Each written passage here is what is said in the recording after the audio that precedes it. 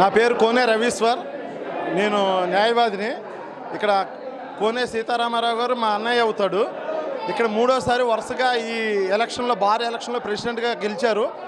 ఈ సంవత్సరం జరిగిన ఉత్కంఠభరితంగా జరిగిన ఈ ఎన్నికల్లో మా ప్యానల్లో ఇద్దరు ఓడిపోయిన ఈ సీతారామారావు గారు విజయం సాధించారు.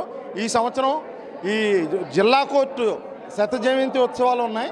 ఈ జయంతి ఉత్సవాలు చాలా ఘనంగా జరపాలని ముందే మేము నిర్ణయించుకున్నాం. ఈ ఉత్సవాలకి మన ముఖ్యమంత్రి గారిని, హైకోర్టు జడ్జెస్ అందరినీ ఇన్వైట్ చేసి 3 రోజులు ఘనంగా చేయాలని నిర్ణయించాం. డేట్ ఎప్పుడనేది నిర్ణయిస్తాం.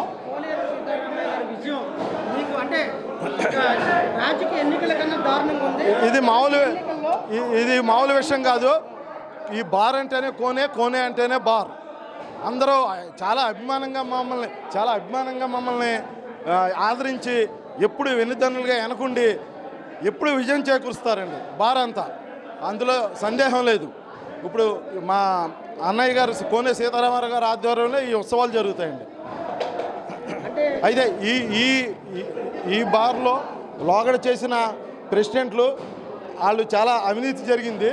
అది మేము ఆడిటర్ రిపోర్ట్లో పెట్టాము, అందరికీ ఇచ్చాము. లాయర్లు అడిగారు, అదంతా సమగ్ర దర్యాప్తు చేయిస్తాము, అవసరమైతే సిబిఐకి ఇస్తాము.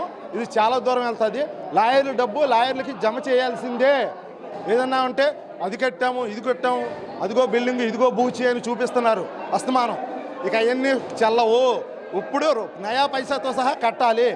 ₹1 తేడా చూపిస్తే 100 రూపాయలు కడతా అన్నారు. వాళ్ళ ఆస్తులు సరిపోవు, చూపిస్తాం. 23 లక్షల తేడా వచ్చింది.